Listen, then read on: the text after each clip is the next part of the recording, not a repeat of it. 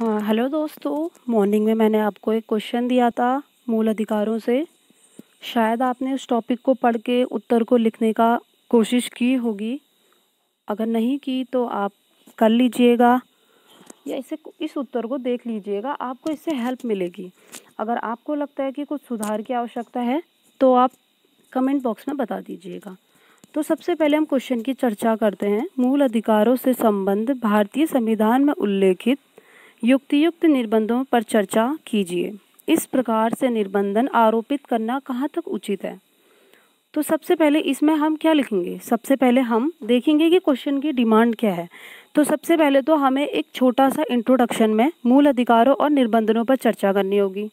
दूसरा, जो न्यायपालिका और विधायिका द्वारा जो निर्बंधन आरोपित किए गए हैं, हमें उसके बारे में बताना होगा। अब सबसे पहले उसके बाद निर्बंधनों के औचित्य पर स्पष्टीकरण कि हमने जो निर्बंधन लगाए गए हैं, जो भी प्रतिबंध हमने लगाए हैं मूल अधिकारों में, उसकी वजह क्या है।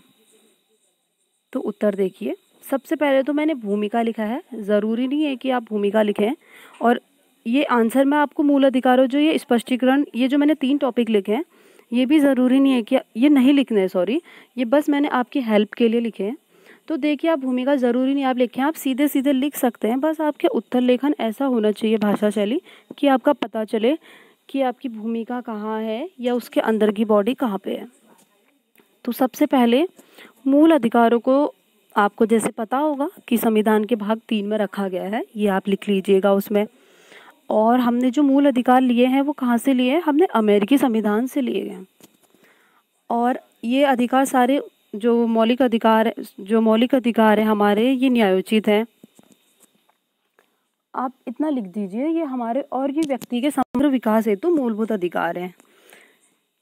इतना लिखने के बाद आप इससे आगे लिखेंगे कि युक्त निर्बंधन, ये नेक्स्ट बॉडी वाला टॉपिक है। अगर आप हेडिंग नहीं डालते हैं तो आप एक पैरा बना के लिख लीजिएगा। तो इसमें क्या है? यह अधिकार असीमित नहीं है और कानून के माध्यम से राज्य द्वारा लगाए गए युक्त निर्बंधनों के अधीन है। अर्थात कि ऐसा नहीं है कि ये कानून जैसे स्वतंत्रता का अधिकार है तो हर प्रकार की स्वतंत्रता मिली है। इसमें जितने दी गई है स्वतंत्रता, जिन निर्देशों के साथ दी गई है, हमें सिर्फ उतनी स्वतंत्रता मिली है।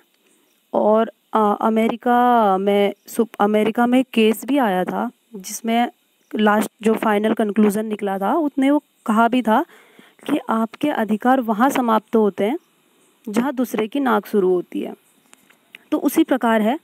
अब ये आपका जो ये निर्बंधन आरोपित किए गए थे, ये आए कहाँ से थे?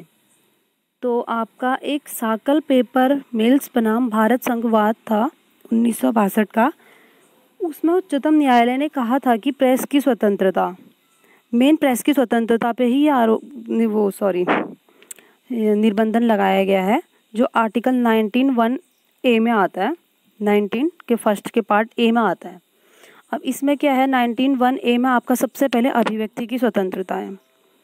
अब इस पे जो आपके निर्बंधन लगाए गए हैं वो आपका आर्टिकल 19 के पार्ट 2 से लगाए गए हैं।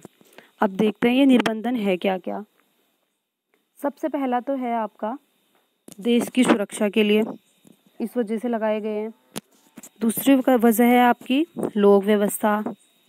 तीसरा, मर्यादा और नैतिकता।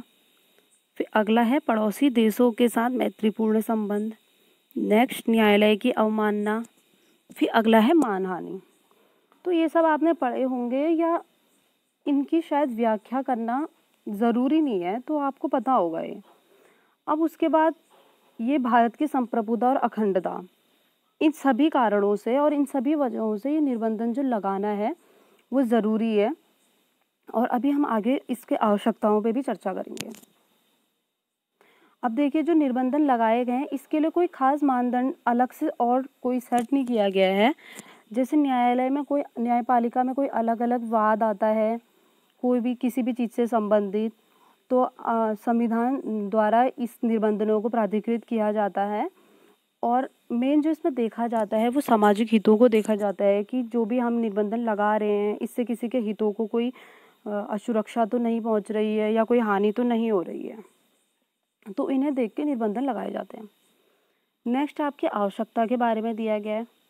सबसे पहले तो ये है कि लगभग सभी देशों में ऑलमोस्ट ये निर्बंधन आरोपित किए गए हैं। अब क्यों किए गए हैं ये देखेंगे हम। सबसे पहले क्या है, किसी भी राज्य के लिए सार्वजनिक जीवन अन्य सभी क्षेत्रों में उचित रूप से कार्य करने हेतु लोक व्यवस्था एवं सुरक्षा अत्यंत महत्वपूर्ण है। केवल स्थिर और सुरक्षित राज्य ही आर्थिक रूप से विकसित हो सकता है। ये एक बहुत अच्छी लाइन है। आप इस टाइप की लाइनें बीच बीच में आंसर में अपने डालिएगा, जो थोड़ा सा आपके आंसर को बाकियों के आंसर से अलग करेंगी और अच्छे मार्क्स में गेन करने में आपकी मदद करेंगी। और जैसे आपको पता है कि एक नंबर में भी काफ़ी रैंक का अंतर हो जाता है। बहुत सारी जो रैंक होती है 30-35 नंबर में तो 100, 200, 300 रैंक का अंतर हो जाता है और सिर्फ एक नंबर आपकी रैंक डिसाइड करता है। तो ऐसे ही आपको छोटे छोटे ऐसे स्टेप से आपको अपने नंबर गेन करने हैं। जैसे ये आप ऐसी लाइन लिख लो, या और आप इस टाइप की कुछ अच्छी और लाइनें लिख लो जो आपने किसी अच्छी बुक्स में पढ़ी हो या किसी स्टडी मटेरियल में पढ़ी हो। अच्छा, तो हम इस पर डिस्कस करते हैं। हाँ, तो देखिए, लोक व्यवस्था सबसे पहले सुरक्षा अत्यंत महत्वपूर्ण है। अगर हम ज़्यादा फ्रीडम दे देंगे प्रेस को या किसी भी चीज़ को, तो उससे बहुत सारी प्रॉब्लम्स होंगी, सुरक्षा का खतरा होता है। जैसे अभी बीच में राफेल पे बात चल रही थी, तो उसकी सुरक्षा की दृष्टि से कुछ बातें ज़्यादा बाहर आ रही थी।